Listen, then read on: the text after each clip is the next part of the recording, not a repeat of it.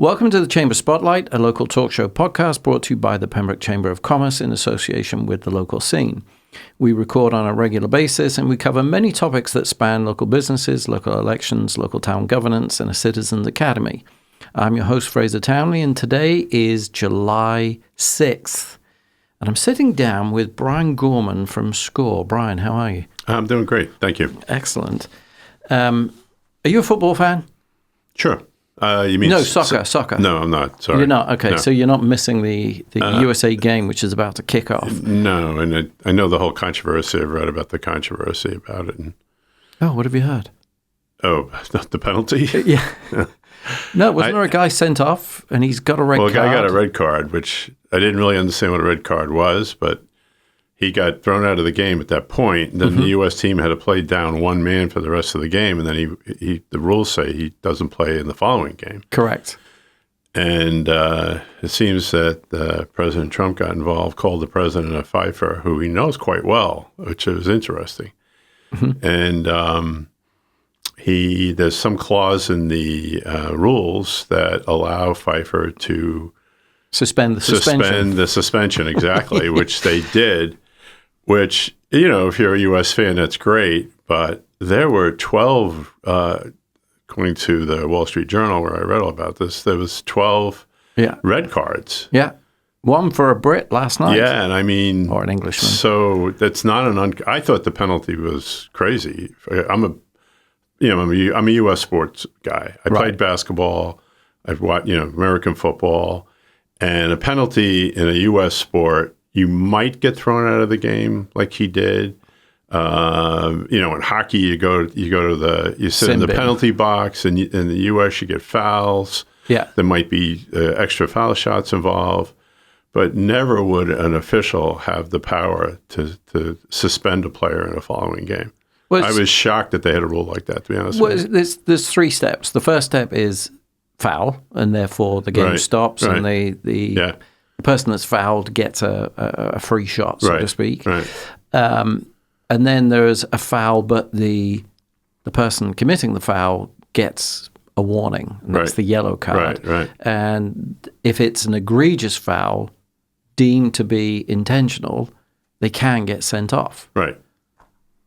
I didn't think it was intentional. It didn't sound like to me that it was intentional. No. And I thought it was. I assumed that this is an unusual type of penalty, but not in this tournament. There's been 12 of them. Yeah, so. No. It's not unusual. Red cards and yellow cards are very, very common. Yeah. What's unusual is for an official result to be reversed thanks to the president of the country getting involved. A lot of things have changed since Trump's become president. Well, I mean, listen, one of the things that's upsetting most soccer fans, and the rest of the world calls it football, is this 22, it's the half of the half, the quartering of the game. Yeah. So they have this hydration break, which we've never had. I mean, oh really? The last World Cup was in Qatar. No hydration break. Yeah. This is the first time we've had it. Really? And every game's getting it. So even if you're in the air-conditioned stadiums. Correct. Yeah. They're still doing hydration breaks. And it's because of the advertising. Yeah. And it's the commercialization of the sport that's of course. upsetting the purists. But there you go. We won last night, so who cares? Okay.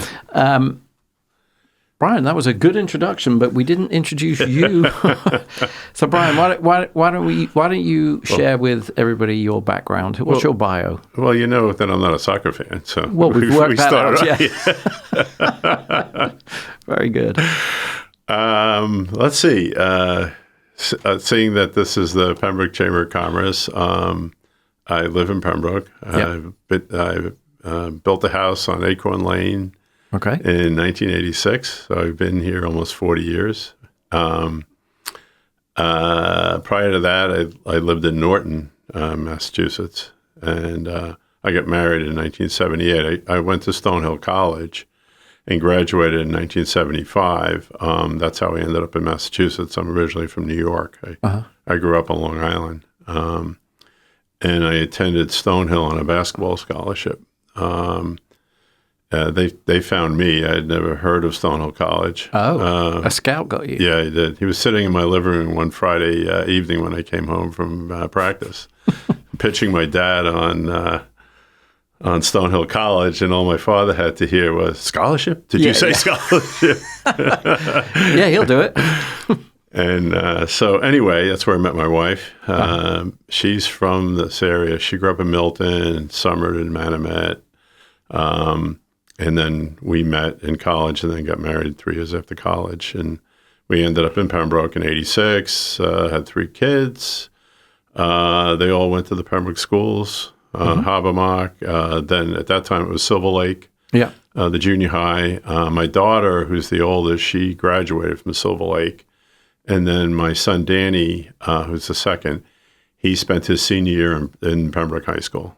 He was the first graduating class from Pembroke High. And then I have another son who's 2 years younger than he graduated from Pembroke as well. Cool.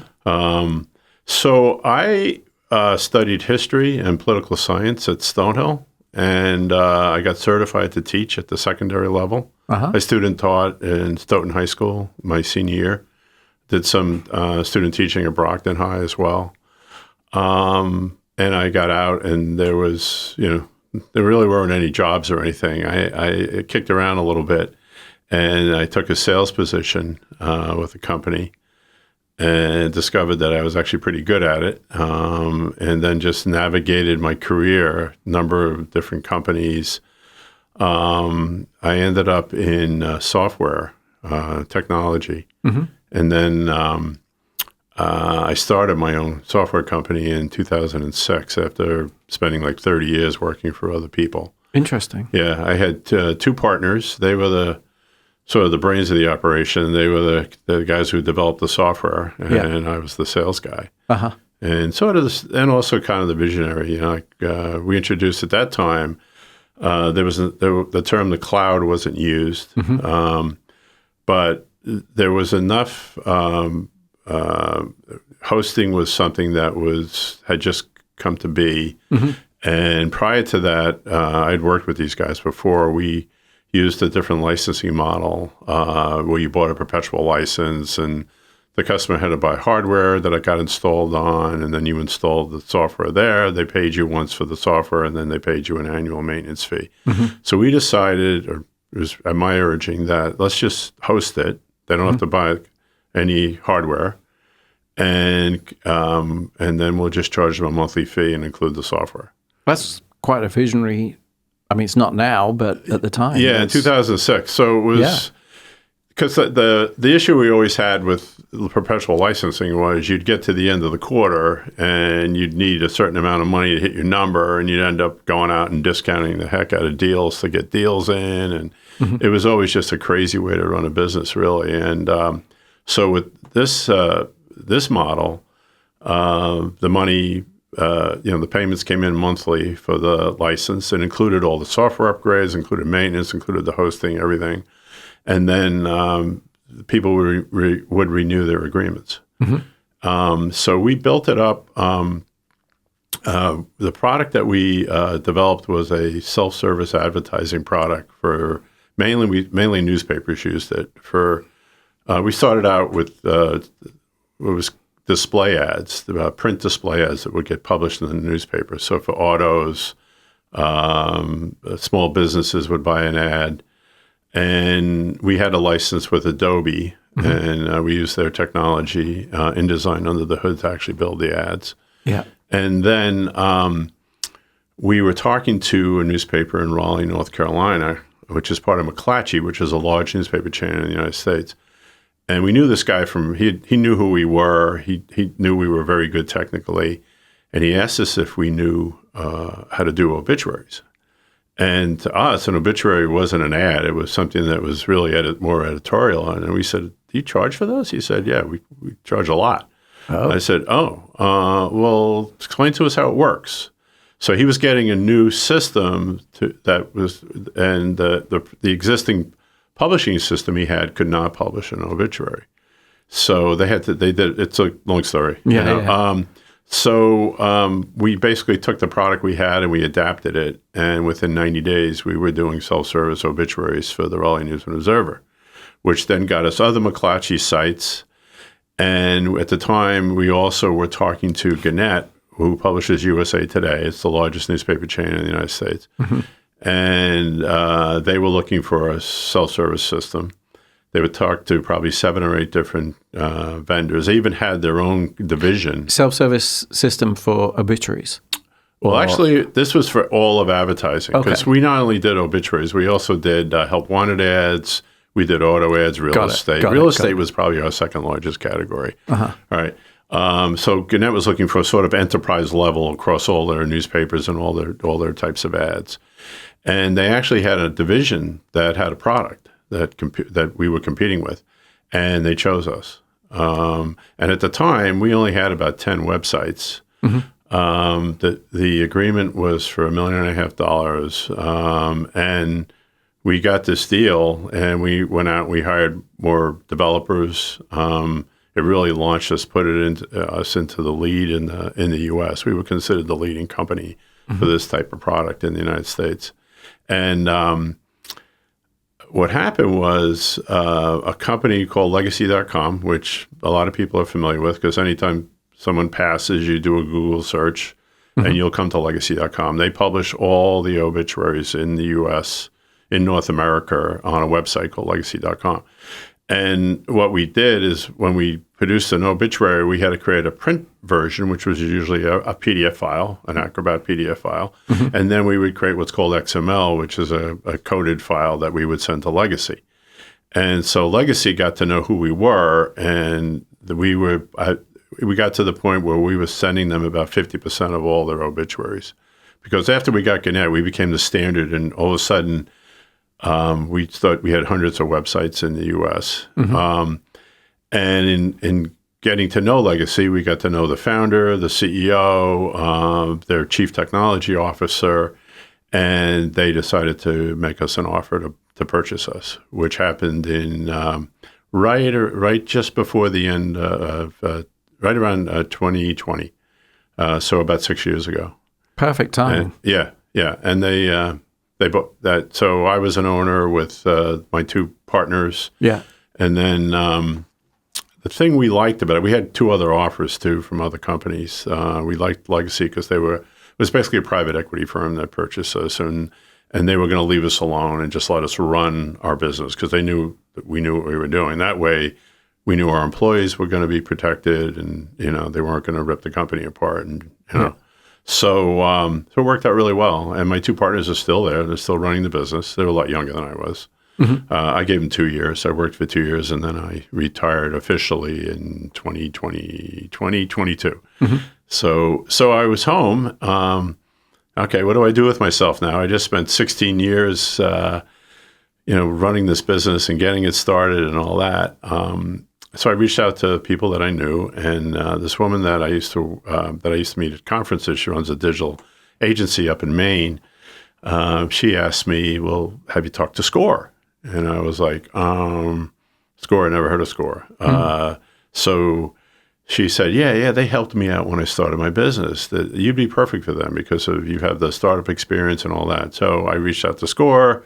Went the initial interview, went through the training, and I became a certified SCORE mentor. So that's what I've been doing part-time for the last almost 4 years now. Excellent. And I work with startup companies.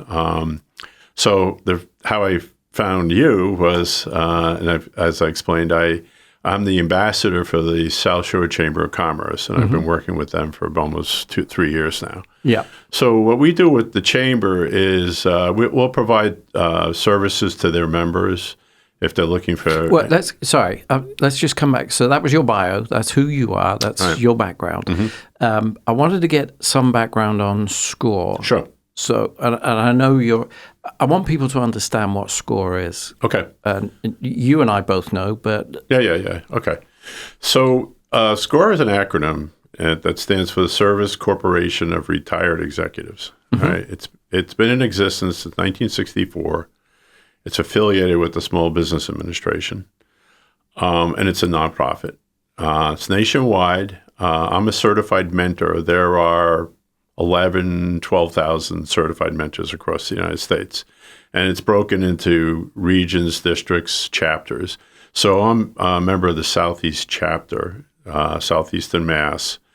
And just about 6 months ago, at the beginning of this year, we merged with Cape Cod. So that was its own chapter. So we're now one chapter. So we cover from Quincy all the way down through the Cape, over to Fall River, up through Attleboro.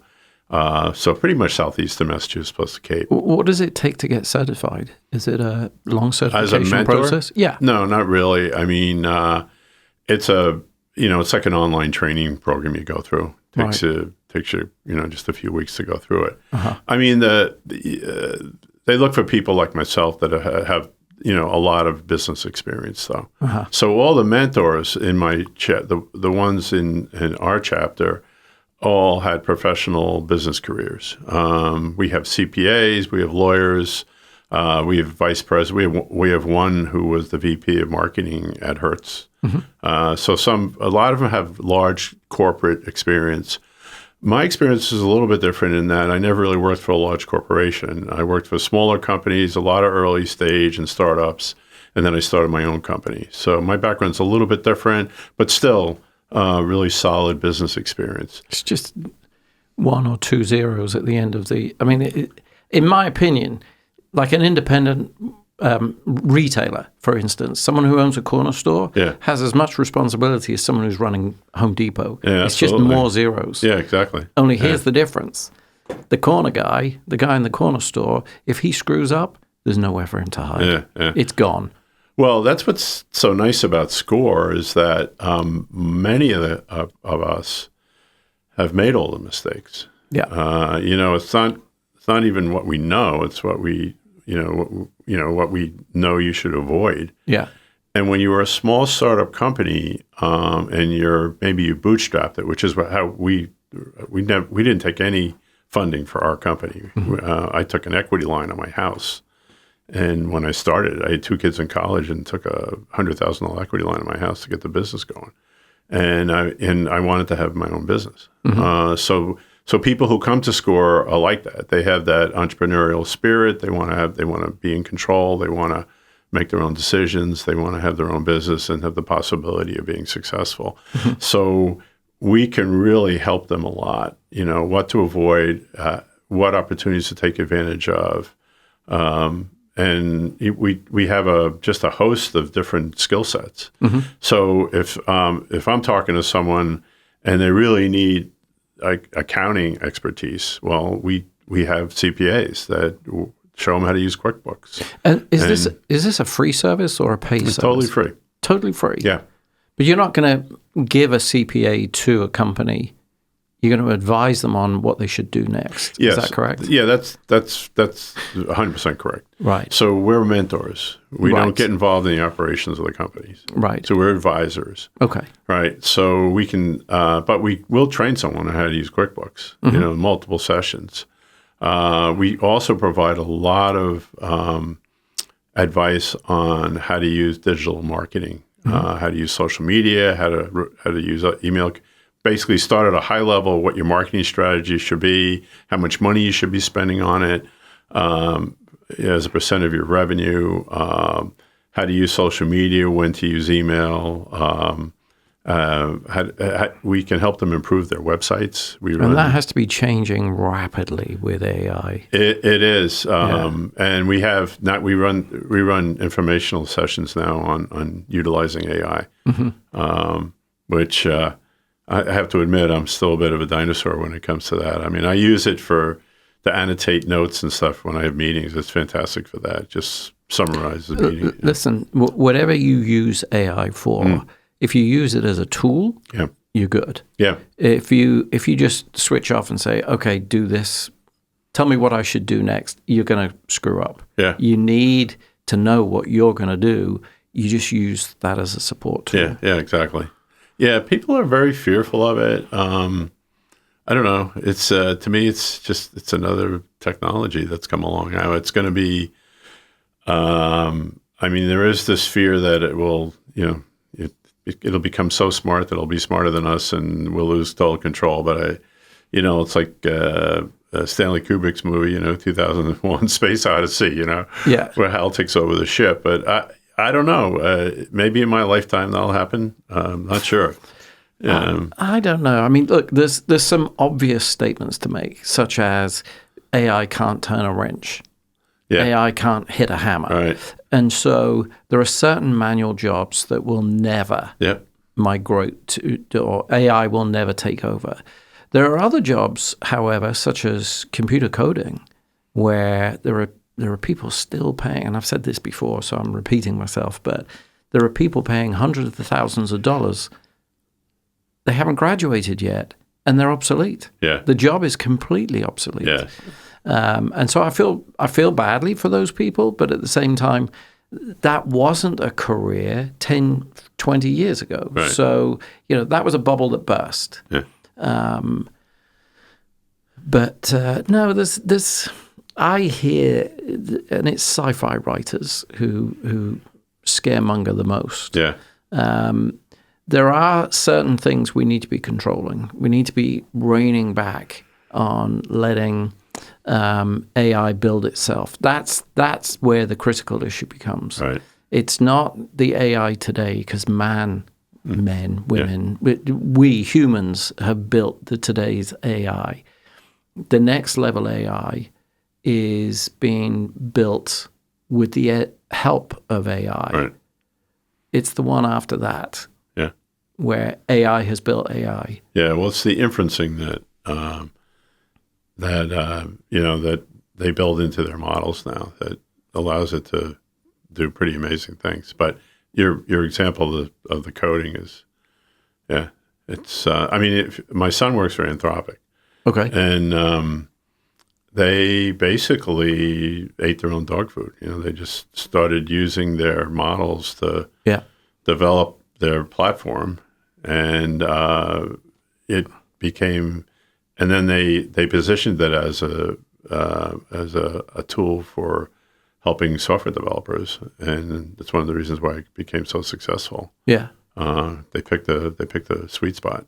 But software developers, I'm in the gaming industry, and the gaming industry has been building platforms for years now. Right. So, for instance, a lot of games are built on. There's a company called Unity, and they've done a lot of the legwork for you. Now, obviously, AI is going to replace a lot of what they do also, but it's been part of the software coding world. A lot of programs that we use, Adobe will have, they've created modules, and now you can create a whole new program by adding and plussing and snapping together these modules. So it's a little bit like that anyway. Right. So software companies have been making their coders obsolete for the longest time. It's not just AI that's done it.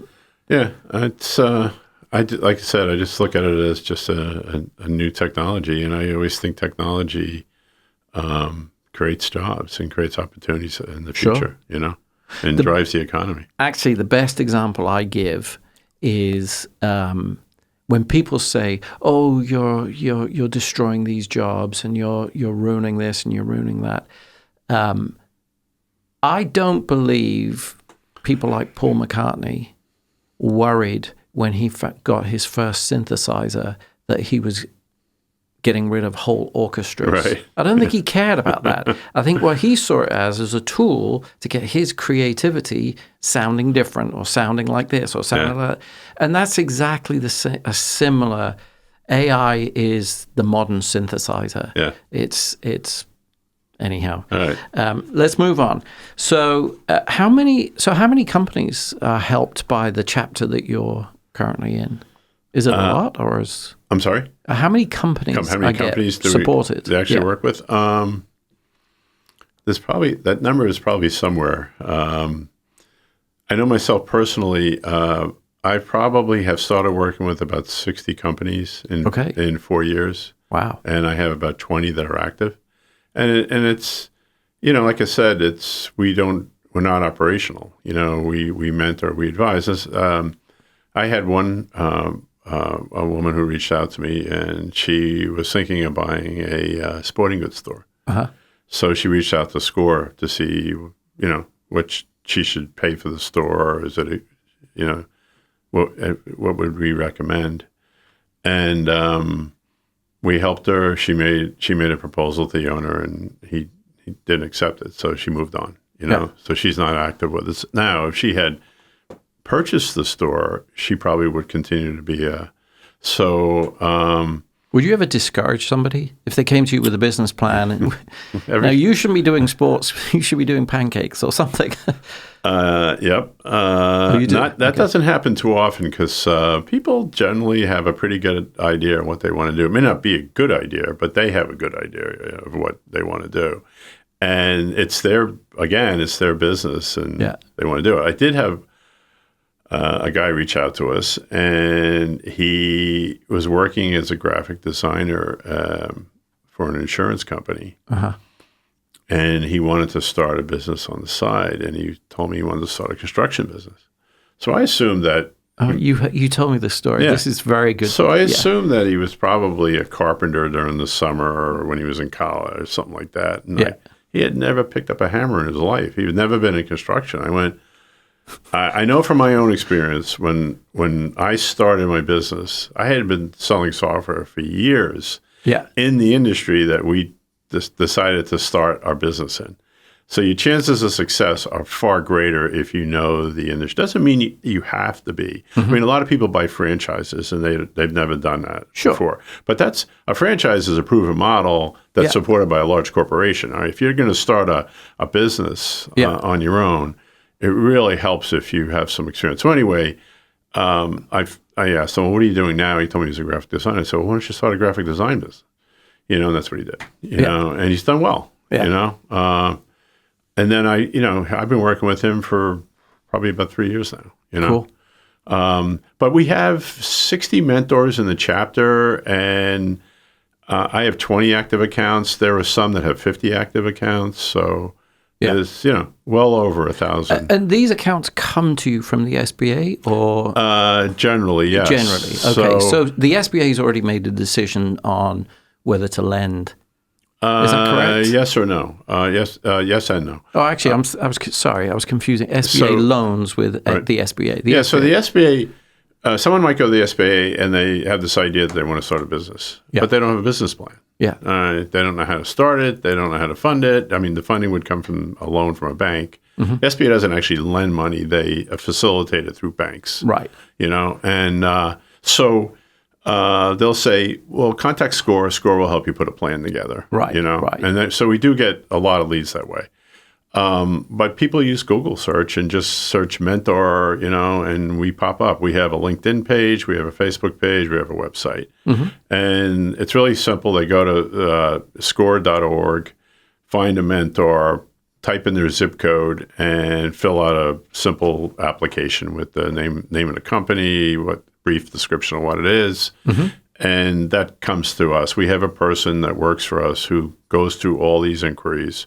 We get about 100 a month, and then she looks at the roster and what our backgrounds are. So she'll look at things like I'm in sales and marketing. So if that's what the person thinks they need, then they also look at the vertical market they were in too. Mm-hmm. So if I want to start a restaurant, I wouldn't get the restaurant person because I've never owned the restaurant. Right. But we have people that have run restaurants, have started restaurants and been successful at it. Yeah.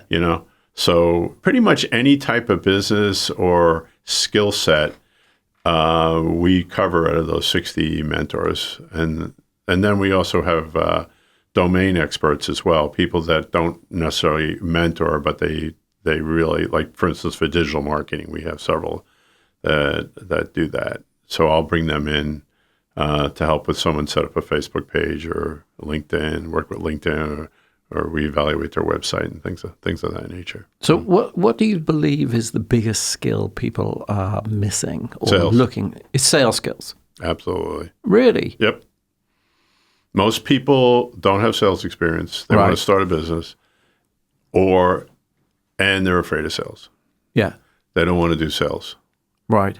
And the funny story is my son, because my son got a degree in finance at Georgia Tech, one is at Anthropic now.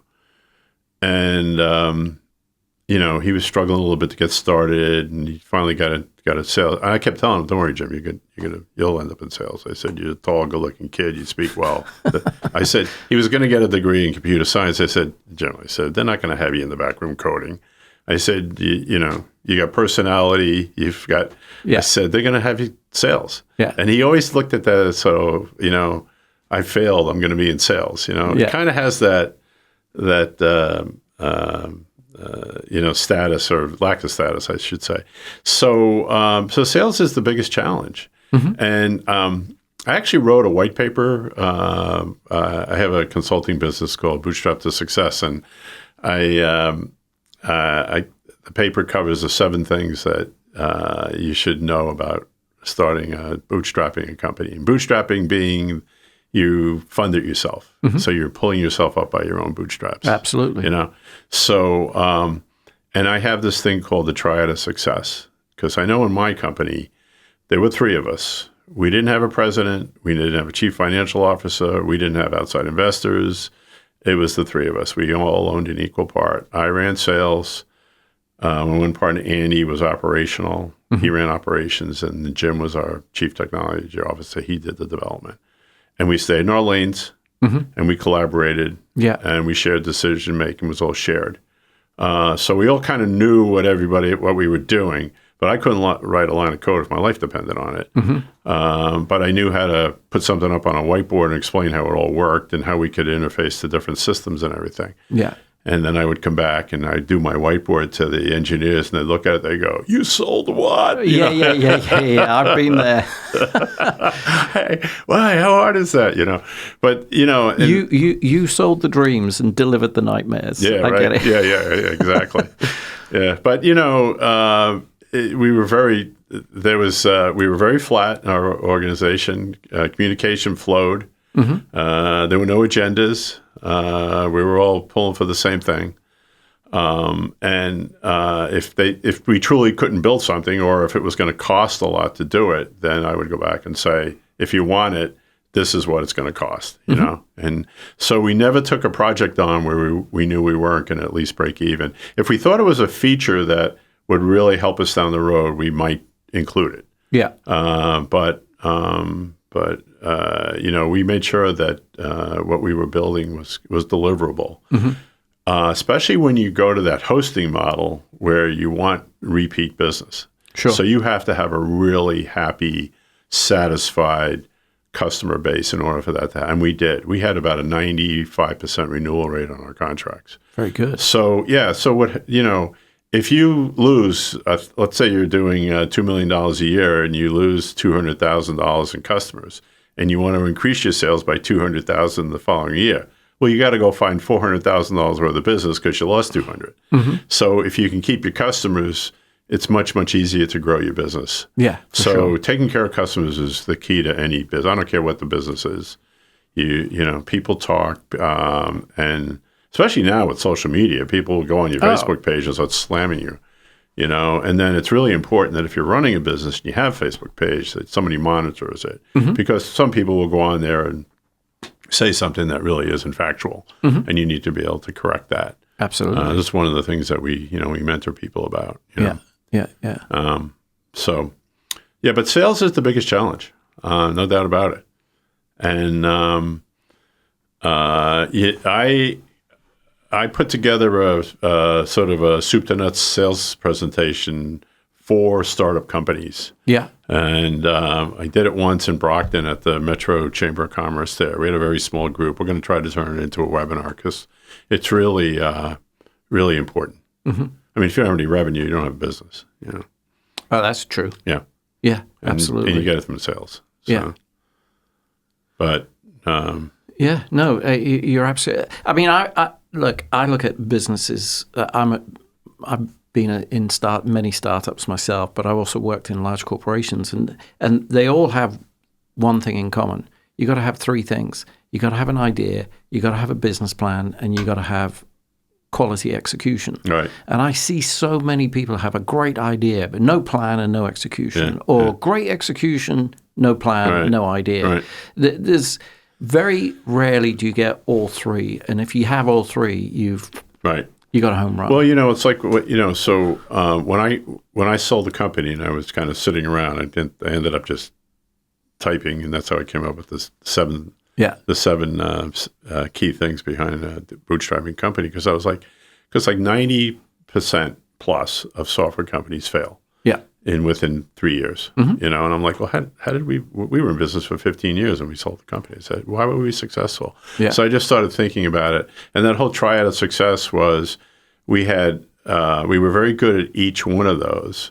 If we had been missing one of those or had been really weak, we would not have been as successful. Yeah. So a lot of times sales people tend to think that they're the most important thing, Sales is equally important. It's not more important or less important than operations. I mean, if you sell something and it can't get delivered, then, what's the sense? Or if the product is deficient, and it's not a competitive product, it becomes more difficult to sell it. So all these are the three components that are really, really important to have a successful operation, successful company. Yeah. I also used to hate, you would get different. So there's three different groups in a company: shareholders, investors, staff, and customers. Right. And each of those believe they're more important than the other, as you've just said. Yeah, usually the investors. And in truth, you've got to put your foot down and say, no, the company's important. Right. You're part of it. Yeah. The company's what's important. Right. But you definitely have to focus on the customer. Yeah. Because... As you said, you didn't put numbers to it, but I believe it's like if you make a mistake, someone will tell 10 friends. Yeah, right. If you get it right. When you're starting out, it's really important that you have pretty much an open mind as to what you. People come to us with. There's two types. There are the ones who have sort of a general idea of what they want to do. Yeah. Okay. And then there's others that have this, really precise idea. And I warn both people. I go, well, listen, I said, the marketplace is going to tell you what you should build. All right. And that's how we operated. Like we had a sort of a general platform that did self-service. And if we hadn't listened to that guy in Raleigh, North Carolina, like, can you do an Oh, no, we can't do an but what's no, but we didn't. We listened to him. Yeah, we adapted it, and then the legacy was the company that ended up purchasing us. Yeah. So you being open-minded and having the ability to be flexible, and because you might end up 2 years in doing something very different than what you thought you were going to do when you started the business. So that's one of the keys to entrepreneurship is being open-minded and pivoting. Yes. Flexibility. It really is. It's kind of an overused word, but yeah, it is. No, I don't, it shouldn't be overused. Yeah. I mean, you have to pivot. Yeah. And there are many, many reasons why you have to pivot. Right. And you couldn't write a book on these are the pivot points because you don't know what they are. You don't know. I did a short video on pivot. Because being a basketball player, pivoting was something that you were trained to do. Mm-hmm. You anchor because in the U.S. in Europe you can take 2 steps, but in the U.S. you can only take 1 step. Right. And so you plant your pivot foot, and then you step around. You typically have the ball, and you're typically trying to move the ball up the court or score. And that's how I always interpreted pivot. And then I get into technology, and people are talking about pivoting, and I'm like, okay, well, that's changing direction, but which is fine, and you should pivot, and you should be flexible, but you should also keep anchored. There's a fulcrum. You got to have a fulcrum. Right, so that you don't go flying off somewhere and go into a completely different space that you don't know anything about, you know? So, pivoting is really important, but understanding it and how to implement it, it's really key too. So is that one of the biggest issues with new startups? They don't know when to pivot? Yeah, well, some people, I mean, some of it's personality. I mean, some people are really set in their ways, and they have this goal, and that, maybe that they don't want to listen to people, So, But it's really, really important that you understand the basics of the business. First understanding who your target market is. So we teach a course. I run it for SCORE called Business Essentials, and we take them through the whole process of actually starting a company. Mm-hmm. And early in there's 4 classes of 2 hours each. And early in, we basically teach them about personas and what the TAM or target addressable market, total addressable market is, and having a large enough market, understanding a beachhead, so you're focused in that market.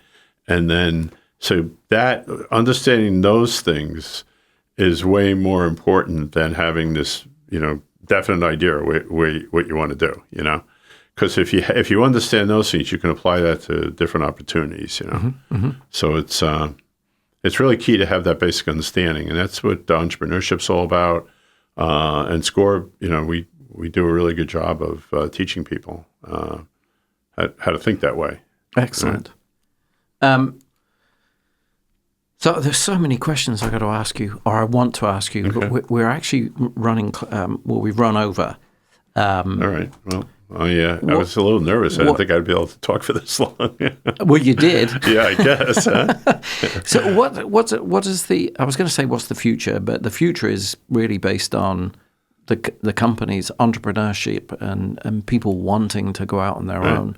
Is that growing? Do you think, or is that just the American way? Yeah, it's definitely growing. I mean, the funny thing was, I didn't talk much about it. I taught entrepreneurship at Stonehill College for 2 semesters, and one of the things I did besides find SCORE, I reached back out to Stonehill because I started following Stonehill on LinkedIn, and it was around May, and all these kids are graduating with minors in entrepreneurship. And I went, mm-hmm. Oh, that's interesting. They teach entrepreneurship? Well, I found out that about 200 colleges and universities around the United States teach entrepreneurship, but I didn't know that mm-hmm. Because I hadn't been exposed to academia at all. And actually, Babson College in Wellesley is not only one of the best colleges in the United States, it is the #1 college for entrepreneurship, and they've been focused on that for a long time. Mm-hmm. So yeah, it's growing. Mm-hmm. And the interesting thing too is the type of people that come to our Business Essential program. A lot of immigrants, mm-hmm. A lot of people that have just recently came here and they are following the American dream. Mm-hmm. That's why they came here. Mm-hmm. That's why they got on a plane or. Why do you think it's not possible in the country they were in? Oh, geez, I don't know. I think I know a little bit of the answer, but culturally, tradition, and I think a lot of countries also don't really embrace the free enterprise system. Governments don't encourage it because they lose control. And the free enterprise system is all about. That's exactly right. The free enterprise system is all about the government getting the heck out of the way. Mm-hmm. And letting people do their own thing, mm-hmm. Generally speaking. No, there's too many regulations, ridiculously over-regulated. Yeah. No, you can't have a hairdresser's over there. And a lot of it is, I kind of get it on one level. So you're protecting what you've already got. For instance, a better example would be tariffs. So Europe has always had tariffs. In fact, when I first moved over here, I couldn't believe there were no tariffs on goods that are coming into America. And how they were used was very straightforward. If a TV coming in from China is cheaper than what can be produced in France, let's say, for instance, they break everything down and they say, well, the raw materials, there's a standard cost for oil, which is in the plastics, there's a standard cost for glass, there's a standard and so they do the calculation and they say, oh, the difference is the labor. So they charge that difference, but they then take that tariff, and if they've charged, let's say it was 14% on televisions. So a television comes in for $100. So it's now $114 because they've added the 14%. Those $14 go to the local TV manufacturers as a subsidy to help them compete. That hasn't happened in this country with the current tariffs. Yeah. And so, like I say, I kind of understand some of the regulation, but it went too far. Right. So it went way too far, and then people got stifled. Yeah. So, for instance, you cannot open a hairdressing salon where you want to open a hairdressing salon because somebody else has overridden it, and it's bizarre. Yeah. There are way too many regulations on business. So I think that has a lot to do with. Also, I mean, women in business. I mean, women have more opportunity in the United States than other cultures. Absolutely. And a lot of my last business essentials course, I had 20 attendees, and I think 15 of them were women. And they want to start their own business. Good. And I'd say the majority of them had been born in another country. Yeah. Yeah. So I think that has something I think the culture has a lot to do with it. I think government regulations and funding too. I mean, there's more money here, than most countries in the world, Yeah. So getting access to that capital can be a struggle, but I know what you're saying. You're absolutely right. Yeah. So all those things, and for years or even decades, the majority of jobs created in the United States are created by small business and startups. It's the lifeblood of the country. Absolutely. And the economy. Let me ask you, this isn't the closing question, but this is a question that's leading up to that close. So do you help new businesses or do you help any business? Well, that's a good question. I'm glad you asked that because traditionally we help new businesses. Right. But occasionally we'll get someone that maybe is opening a new division or is looking for some help.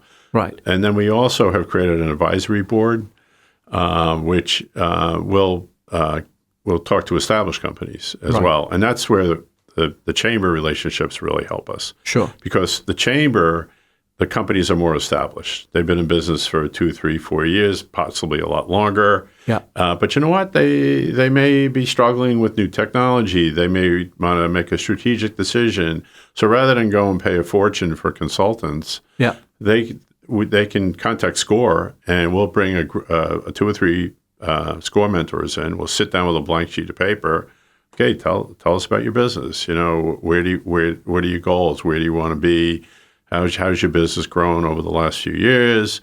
And then we'll take that all back, and then we'll put together a report and say, this is what you told us. Do you want to work on that? And they said, yeah, I want to work on that. And we'll actually we'll set up a mentoring process with them as consultants. Terrific. So, yeah. So this is important then.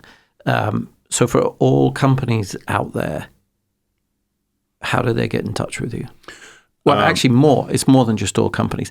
Anyone who's thinking, anyone who's gotten my business card, they can just go to the website. Okay, so getting in touch with SCORE, SCORE Mass.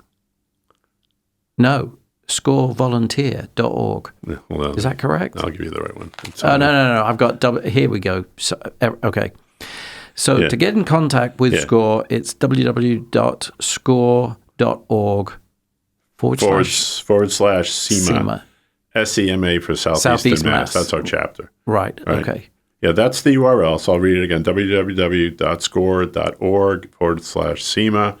And there's a button you click on that says Find a Mentor. Yeah. And up pops put your zip code in, and we try to geographically align the mentors with the businesses. Okay. Most of our support is done through Zoom. Right. But what I usually do, matter of fact, I have a client I just picked up in Brockton. He wanted to meet in person, so I'm going to his office tomorrow. Okay. All right. But typically, and then usually once I get things rolling with somebody, I'll meet him for lunch or we'll meet for coffee or something, because I like to build that personal relationship, Sure. But no, it's great. I mean, for myself, I love doing it because I've met all kinds of people that I never would have met. Yeah. And it helps use up some of my time where I'm retired, retired, I'm kind of busy actually. Yeah. But no, I enjoy it, Okay. So we are We've gone well over time. That's fantastic. Okay. Right. And it's been fascinating. Is there anything else you wanted to say? Is there any last minute or last requests? Is there any statement that you wanted to make that you haven't made yet? No, I don't think so. I thought your questions were great. And I wasn't fishing for compliments, but thank you. No, okay. No, they were. It was good. I just if you're thinking of starting a business, or if you have started a business, or even if you're an established business and you're looking for some help from a group of seasoned veterans that have a lot of business experience, SCORE is a great organization to reach out to. Terrific. You will truly benefit from it. Well, I appreciate that, Brian, and I appreciate the listeners for tuning in. This podcast will be available on Apple, Spotify, and YouTube with additional links on our Facebook page. Don't forget to like us on Facebook at the Pembroke Chamber of Commerce. And if you're interested in becoming a member of the Chamber, please go to the Pembroke Chamber of Commerce website, pembrokechamber.org. Brian, amazing. Great conversation. Okay. Thank you for spending some time with us. Oh, yeah. Thank you for having me. I enjoyed it very much. Thank you. Okay.